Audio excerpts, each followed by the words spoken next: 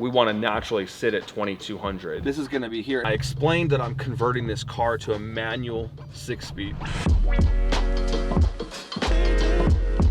I haven't updated anybody on my own channel on the STO, and it's funny because like I never really get out there and make my own videos because I always am on so many other people's videos, and I kind of count that in my head as an update, right?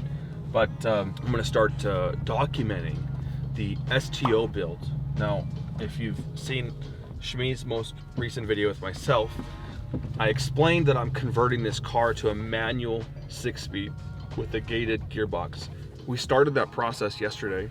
Andy's kind of getting his way through some of the little quirks that it takes to make this happen. So follow us into the shop and I'll show you guys what I'm talking about. So here's what we took out of the car yesterday, right? And this is kind of what I skipped. I forgot to like film this part. Anyways, this is our STO remove everything shelf. Andy, can you come and help me explain this? Because basically I think you already have an idea of what we're doing. Or do you?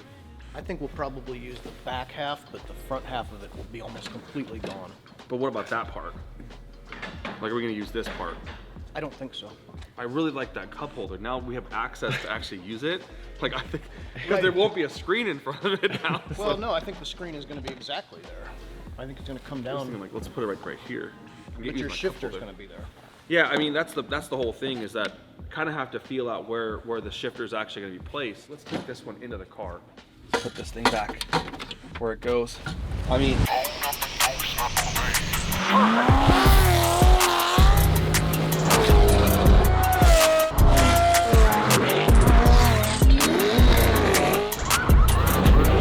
you just don't get to drive like this every day. You can't f***ing park there, man. I still think I can get a cup holder here. I think we can cut this like right here. Cup holder. I believe there's a cup holder built into the dash above the glove box. Oh, yeah, it is. Right. But that was you know. It's just a little far. Honestly, I think Andy's right. It's a little far. The thing for me though is, you know, I'm 5'7", so that makes me short. I have to sit. I can't like sit back here. Andy, is there a way that we could pop off the cables so I can get the mechanism in here with no cables? Not quickly. This is the factory Gallardo shifter mechanism, and these are like 14 grand, and I don't really think that this is worth anywhere close to $14,000. Andy and I were talking about having a exposed linkage shifter made, because why not, right? I mean, yeah, Pagani style. We can make anything like that. I mean, it's a very simple, this is very simple, and if we're gonna make it look cool, because I'm gonna have it exposed, I mean, I probably won't spend the money to build out like a full new console and fiberglass, the whole thing. I don't know. I kind of like the rawness of it. Plus, it's just me in the car. Who cares? I just imagine this is straight. This is going to be here. And I honestly, I was thinking about it all last night. This is high. I mean, it's really high in comparison to a Gallardo. And we could sit in one of my gated Gallardos next to us. So your hand is much lower, right? This is more forward, you know, in the screen. And everything here is kind of closer. And higher. Much higher. Yeah. But I don't know, I kind of like the fact that you come off the wheel and you're shifting in that area, you know? It kind of feels Carrera GT-ish. That's what we were talking about. I mean, the CGT is probably even higher. It's probably here. Yeah, and it's on more of an angle. Right? This isn't bad. I just think, I like how this is angled, right? I kind of like how it's flat, you know? Anyways. The CCX shifter was very long too. Honestly, yeah, that's actually a good point, Andy. That's, you know, that's why I think maybe I like it, because I'm used, the CCX shifter is like, it's very high. It's a foot long, you know, it's like, it's here, you know? I don't know if you can see the difference in seating position, and this is actually physically small. So if we don't do any changes and we just use this shifter box, it's gonna sit somewhere like right here, and then we'll just have to make that screen work this way. In another Huracan, previous generation to the Evo, we would have buttons, which would be super simple. Just put the buttons here, no big deal. My window switches will probably stay in the same location. B is for builds, Huracan, right? His shifter was like here, and so he was driving like up here. So it was super, super far back here. Yeah. Now I think it would have been fine if it was this high, but his shifter was real low. So it was like really hard. So he actually cut everything out. I don't know. I'm not really concerned about it, but as if you see the screen is fairly large in comparison to where it mounts. You know, it's here to here. So you can cut this bottom piece off where it holds the start button. But I don't know. I'd rather have a better driving position than where the screen sits, because I mean it's just a radio, you know. It's the AC controls are the largest factor for this, because I'm definitely going to want air conditioning. This is a factory Huracan pedal box. This is a factory Gallardo pedal box. This is the one without a clutch, and this is how it goes when you have a clutch. So we're going to modify this one here to adapt to these pedals, so that it bolts up in the factory locations. This one has a rod attached to the brake master cylinder, whereas this has kind of a cantilever lever system. The brake master cylinder clips in here, and this rod pulls this other thing and it moves it. So Andy feels it is easier to modify this to weld on an area where we have a second pedal, versus put this box in that car and modify the mounting points. Something like that, yes. Whatever. You know? It's close. The biggest issue you're going to have with this setup is you can see how this arm is angled like this. Well, the steering column comes through here. Yeah. So when the steering column comes through here, you can't exactly add another pedal there without hitting that. That steering column is so big. You know, a Huracan, to have basically electric steering and all that stuff, they really made the physical column itself and the rods like way bigger than the ones in the Gallardo. Different angle as well, which is, this is a really technical measurement, but it's 3 fingers away from this in the Huracan, so the column is right there. If you clear it at rest, when you activate that lever and push it back, you could potentially hit it. Clutch pedal needs to be approximately the width of your foot over. Yeah. And that's where you run into the steering column, exactly right there. So it's going to be way easier than we're making it sound, but it's not undoable by any means. Mm-hmm. Sounds like the biggest problem is you guys are giving each other too many options. Yes. So you're like, oh, this is easy. We could do it like this. I'm that way. He's the opposite. He's like, shove it can in we do it that way? Just do it. Yeah, it's really true. And if it doesn't work, we'll do it another way. Yeah, I like to skip through the waiting period on most of these jobs. So in here, the STO has the front wheel drive system delete from the factory. Not really understanding why. I felt like this car was supposed to compete with the Performante of its previous generation, but it's not all-wheel drive, which is fine, doesn't really matter. We're gonna add factory all-wheel drive here.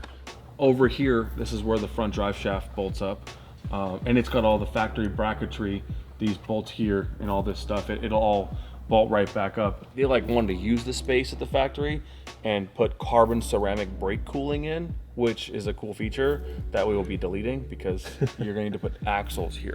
15 to 1800 was like, holy shit, you're going out of control on a 5-liter. And now with the Huracans, they do 1800 on a stock motor. But the gearbox is, you know, when you have a Datsun 9-plate clutch, that's kind of the sweet spot.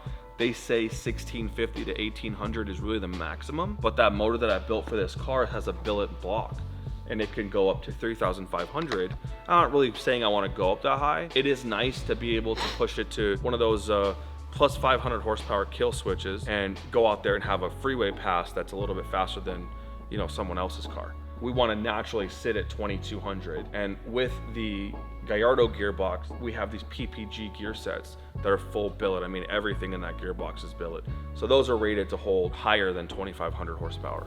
So we're gonna build both of them in here. The next step is to get this powertrain out and put the new billet powertrain in. So I actually need to call them right now and find out if it's shipped. I thought it'd be a good idea to show what we're doing with this Gallardo here. That yellow UGR car destroyed its gearbox about 1.5 years ago, almost 2 years ago. No, actually it was more than 2 years ago because it was pre-pandemic basically. It's taken a very long time for us to get to this point to be able to fix it. And so my friend and I ordered the PPG gear sets. I don't know how to explain it properly, but basically the pre-LP Gallardos destroy a lot of gearbox parts when you put like 2,000 horsepower on them. So the PPG set replaces everything with billet. The PPG sets that we had made were designed off of a different gearbox than a pre-LP Gallardo. So imagine that. They were designed from an Audi R8 gearbox, and that is what this is.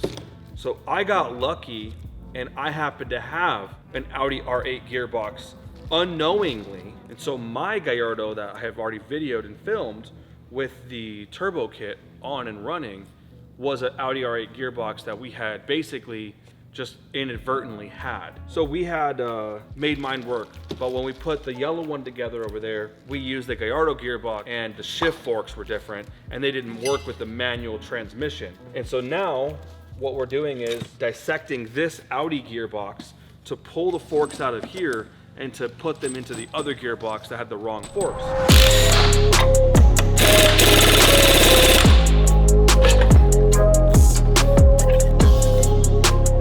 This is a manual transmission fork, e-gear fork.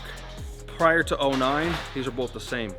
In 09, they changed it and they put these little notches on them and slimmed down the fork because they thought that less weight would make it shift faster. Maybe it did, maybe it didn't.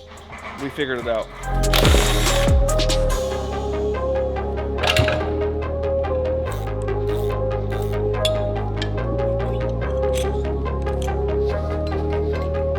We do have everything we need. And now this is gonna work. You can see the difference in these shift forks. This is from the e-gear car, the pre-LP car.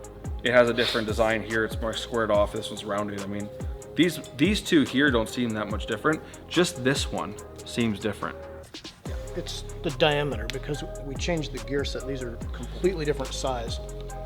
So you can see the mouth on this one has zero chance of going around that. And this here is a factory piece. This set here. This is new, but this is factory. Basically, they changed this, which is, 1 and 2, 3 and 4, and then this is 5 and 6. Yeah, whatever. Anyways, I don't know anything about these gearboxes. I just know how to take them all apart. That's the one thing I have a skill set is taking everything apart. Yep. And then I give it back to Andy, and then tomorrow morning, this will be back in that car. So, my job here is done. Problem solved.